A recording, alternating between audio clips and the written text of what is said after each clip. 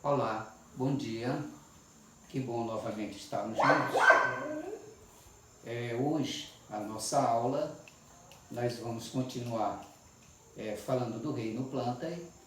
Já classificamos e caracterizamos este reino, já falamos das briófitas e das pteridófitas, que foram ou que são aqueles grupos de vegetais que mostraram um avanço evolutivo, onde eles apresentaram as vias de circulação. Portanto, das pteridófitas até os vegetais superiores, gimnospermas e angiospermas, elas são traqueófitas por apresentar esse sistema de circulação da seiva.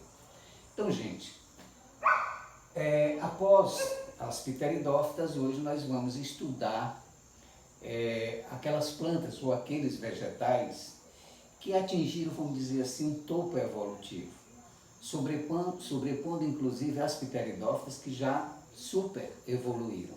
Então aqui nas gimnospermas nós vamos ver algumas evidências ou algumas características que foram assim determinantes para que elas saltitassem, dessem um grande pulo do ponto de vista de evolução. Se não, vejamos.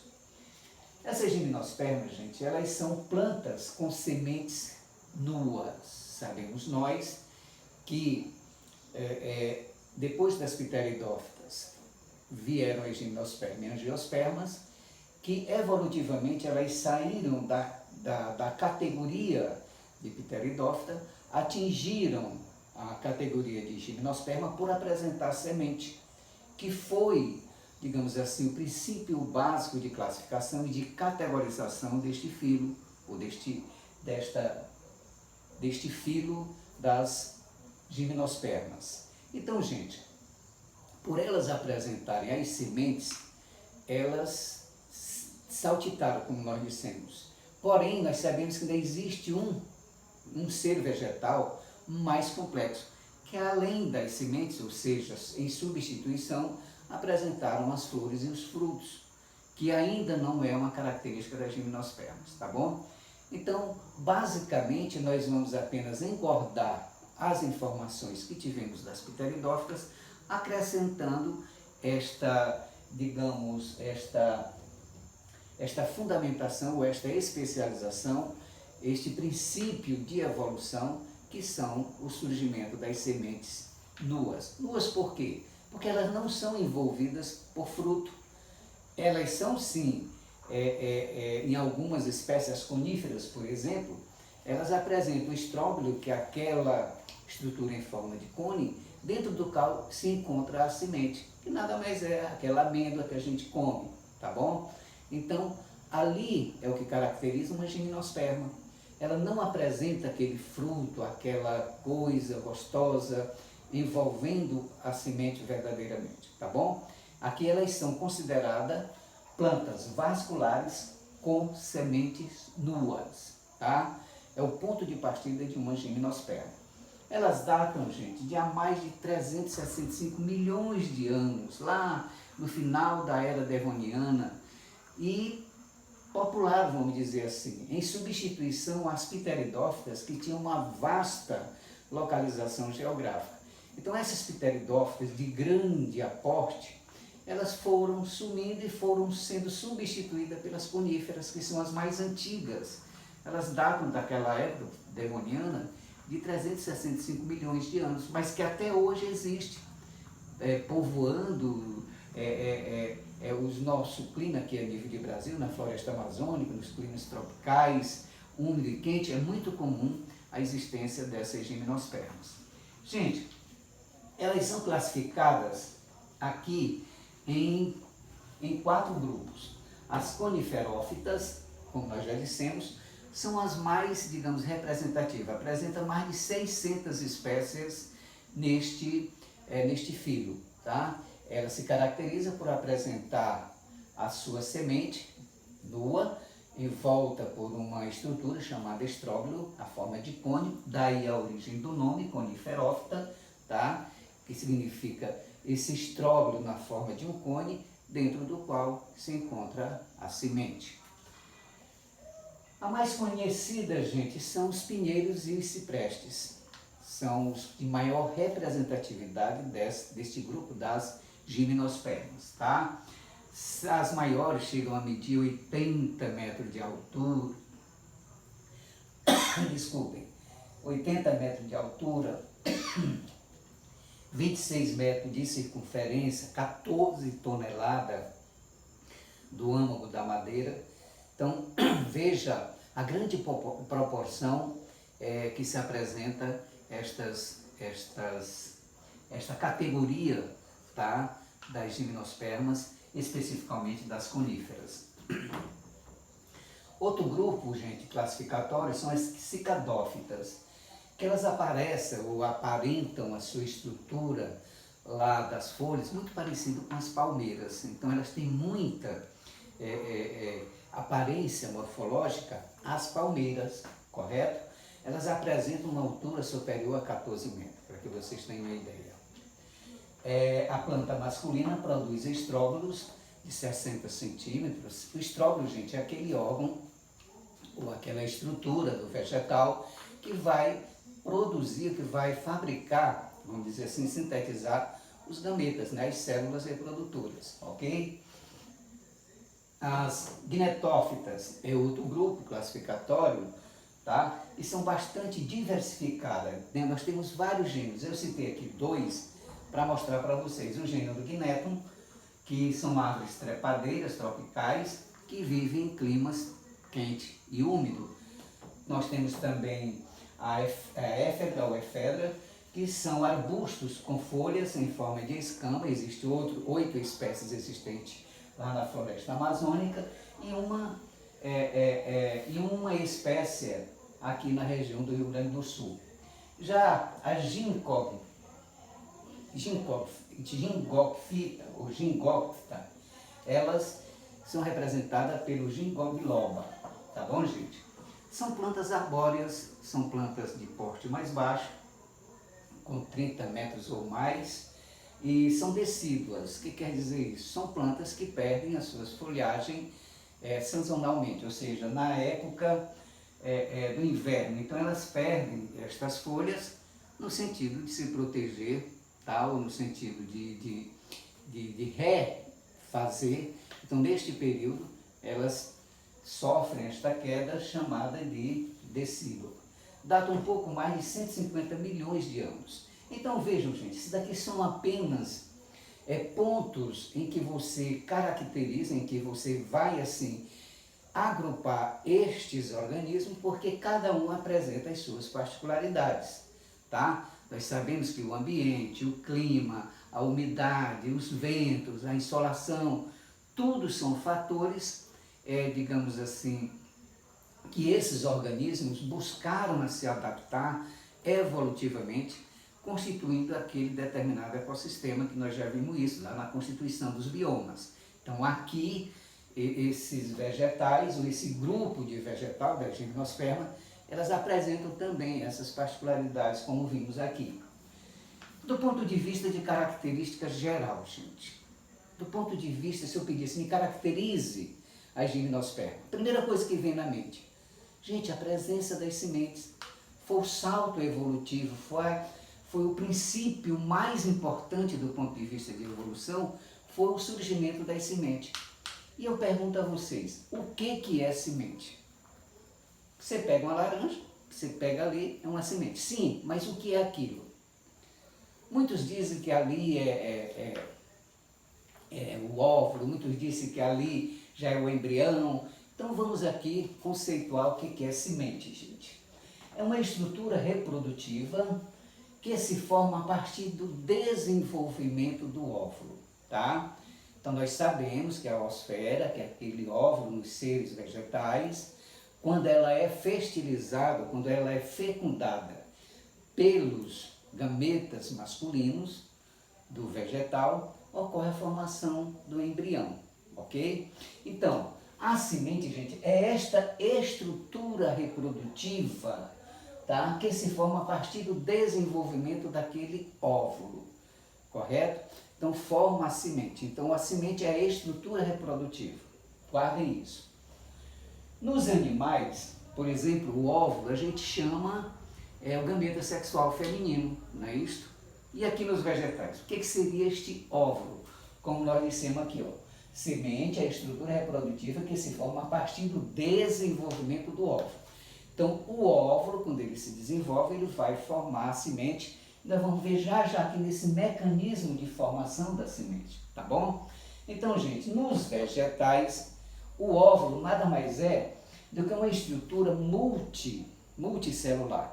Multi significa dizer de grande formação celular, diversas, correto? De tecido diploide. Guarda essa informação. Então, o óvulo são estruturas multicelulares de tecido diploide, tá? Originado tanto do esporófito como do megagametófito, tá? Que contém o gameta feminino, que é a oosfera.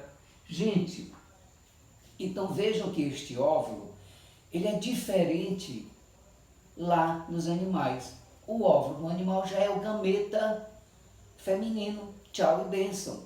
Aqui nos vegetais, não. Esse óvulo é, literalmente, uma estrutura formada, tá, de tecido diploide, tanto vindo do esporófito como do megagametófito. Então vejam que aí já existe informações, entre aspas, já existe constituição celular, tanto de natureza esporofítica ou esporófita, como também dos megagametófitos.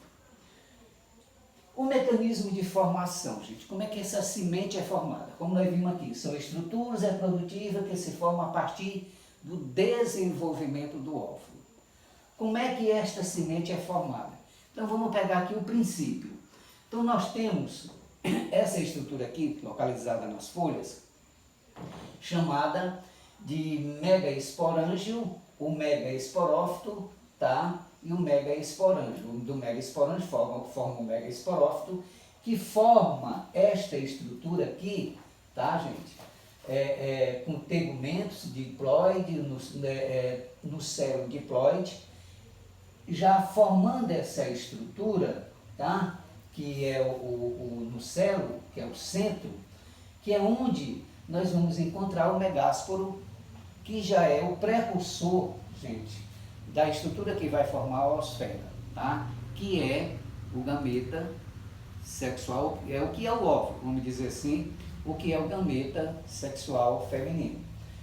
Então, gente, vamos acompanhar aqui esta seta, ou este esquema que está aí no livrinho de vocês, onde o megaesporângio e o megaesporófito, essas duas estruturas, correto? Com a formação deste tegumento, que é essa estrutura aqui, que reveste, ou que cobre essa estrutura central, que é o nucelo, por meiose, gente, que é a primeira divisão meiótica, vão formar o megásporo, tá? Esse megásporo, gente, ele é conhecido como a célula-mãe, tá? Lá da oosfera. É a célula que vai, ou seja, ela vai, digamos assim, ser preservada, porque, na verdade, na meiose ocorre a formação de 4 unidades celulares. 3, elas degeneram. 3 são, digamos assim, absorvidas, ficam afuncionais. E o megásporo, que é uma célula haploide, que advém deste conjunto diploide, do nucelo diploide, é revestido pelo tegumento também diploide, forma o megásporo, que é a célula-mãe, célula materna, guardem isso, tá? E que dentro deste megásporo, quando ele sofre mitose, ele se fragmenta, correto? Vai construir uma estrutura, que é o arquegônio, tá? Também haploide, e dentro do arquegônio, a oosfera, tá? Que é, nada mais é, do que a estrutura, o organismo, do gameta sexual feminino. Gente, nesta categoria de constituição, este óvulo, que é essa estrutura, ela atinge a sua maturidade quando a oosfera, dentro do arquegônio, é constituída. Significa dizer que ela está apta a fertilizar, ok? Neste momento, quando acontece a fecundação pelo grão de pólen, chama a atenção que o microgametófito masculino, que é o grão de pólen, então nele são gerados 2 gametas sexuais, e através do tubo polínico, que é uma especialidade aqui também dos vegetais, permite com que esses gametas, eles entram pela micrópia, que é essa abertura, tá? dessa estrutura aqui, e vai acontecer o fenômeno da fecundação. Então todos vocês já sabem o que é a fecundação. Fecundação, gente, vem de fertilizar. Seria o encontro do gameta sexual com gameta sexual masculino com gameta sexual feminino. Então, neste sentido, ocorrendo a fecundação, tá? Forma-se o embrião diploide. Diploide por quê? Porque, gente, a oosfera é haploide. O gameta sexual masculino, tá? É também haploide. Quando eles se encontram, ocorreu a fusão, se transformou num indivíduo diploide. Então veja o ciclo, né? Haplodiploide, ou seja, haploide e diploide, alternância de geração. Então, olha, resumindo, quando acontece o fenômeno da fecundação, ou seja, pela micrópia, que é uma abertura, tá? Onde o grão de pólen, que é o microgametófito masculino, é um túbulo, na verdade, onde estes gametas sexuais masculinos que estão lá no grão de pólen, tá? Eles penetram para o interior por esta micrópia e vão fazer conexão, tá, com a oosfera, fecundando-a. Ou seja, os núcleos da oosfera são fundidos com os pronúcleos ou núcleos do gameta masculino. Ocorreu a fecundação, se transformou no organismo diploide. E isto torna-se o início do desenvolvimento, olha, sementes são estrutura reprodutiva que se formam a partir do desenvolvimento do óvulo. Então este óvulo fecundado, tá, ele se desenvolve até se tornar ou se transformar na semente, que já é uma estrutura, digamos, evolutiva, nós vimos aqui, surgida nesta categoria das gimnospermas. Então, as sementes, vindo da fecundação da oosfera, embriologicamente se torna diploide e assume esta categoria, que é o órgão, tá? Que é a estrutura reprodutiva dos vegetais, correto? Gente, só para finalizar, existe uma origem e diferenciação do grão de pólen. Como nós dissemos, o grão de pólen foi uma novidade que também surgiu aqui nas gimnosferas. Lá nas pteridófitas e nas biófitas, nós vimos que aquelas duas categorias de vegetais, elas dependiam 100%, vamos dizer assim, elas eram interdependentes da água para desenvolver o seu processo reprodutivo, ou para perpetuarem a sua espécie, ou para se reproduzir, vamos dizer assim. E aqui na gimnosperma, elas não dependem, a gimnosperma e a angiosperma não dependem da água. Claro que a água é importante para outras atividades. Agora, no processo de fecundação, a água passa a ser, digamos, um componente desnecessário, graças ao surgimento da semente, graças ao surgimento do grão de pólen, que nada mais é, gente. Nós sabemos que no estróbilo, no microestróbilo, no megaestróbilo, que é aquela estrutura que vai produzir esses gametas nas plantas dioicas, então, esse grão de pólen, ele surge como sendo uma inovação. É como se fosse uma estrutura que vai albergar, que vai conter no seu interior o gameta sexual masculino. O grão de pólen não é o gameta de fato, ele é um microgametófito masculino. Nele nós vamos encontrar as duas células gaméticas, que no momento da fecundação, que elas saem lá do centro, lá da estrutura, da base deste grão de pólen, eles migram por este microtúbulo chamado tubo polínico e adentram pela micróbia até atingir a oosfera, correto? As duas células entram, mas só uma fertiliza a outra, degenera, tá bom? Não há necessidade de água, repito. A polinização, que é o transporte desta estrutura, o grão de pólen, de árvore a árvore, de estrutura a estrutura dentro da própria árvore, ou em árvore diferente, monóica, dioica, é feita através de veículos como o vento, que é no caso, quando esse grão de pólen ele é conduzido pelo vento, nós chamamos de polinização, polinização anemofilia, por anemofilia, ou seja, através do ar, do vento. Já a entomofilia é feita pelos insetos, besouro, abelha, mosca, não importa. Os insetos, certamente, aqueles que se alimentam deste grão de pólen, eles desenvolvem a veiculação, o transporte desse grão de pólen, proporcionando, tá, ou substituindo, vamos dizer assim, a água. Nós vimos que lá nas pteridófitas, nas biófitas, os gametófitos, eles eram, especialmente os masculinos, eles eram dotados de flagelos, exatamente para facilitar o seu deslocamento, daí a presença de água ser muito importante.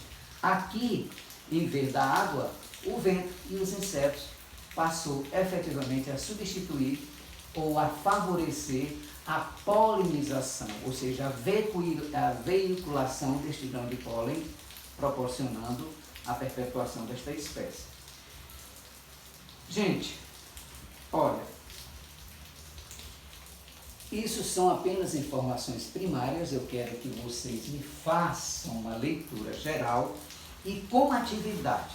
Nós vimos aqui que eu mostrei a formação da semente e do grão de pólen, a importância que o grão de pólen exerce, a sua constituição, mas eu quero que com atividade vocês me façam, tá? Me desenvolvam um esquema mostrando o desenvolvimento do grão de pólen, como é que se forma, aqui vocês viram como é que se forma a semente. Eu quero que vocês me façam desta forma, explicando item por item, como é que acontece a formação do grão de pólen e também o ciclo de vida das gimnospermas, tá bom? Mostrem, me evidenciem aquela alternância de geração, os ciclos mostrados pela geração haploide e pela geração diploide, tá bom? Me façam essas duas sínteses, me mandem resumidamente, não adianta tirar, eu quero descrição, eu quero esquema que me mostrem esses dois ciclos de formação do grão de pólen e do ciclo de vida das gimnospermas, ok? Enviem para mim, para na nossa chamada de vídeo a gente discutir com maiores detalhes. Um abraço, muito obrigado pela atenção e fiquem todos com Deus.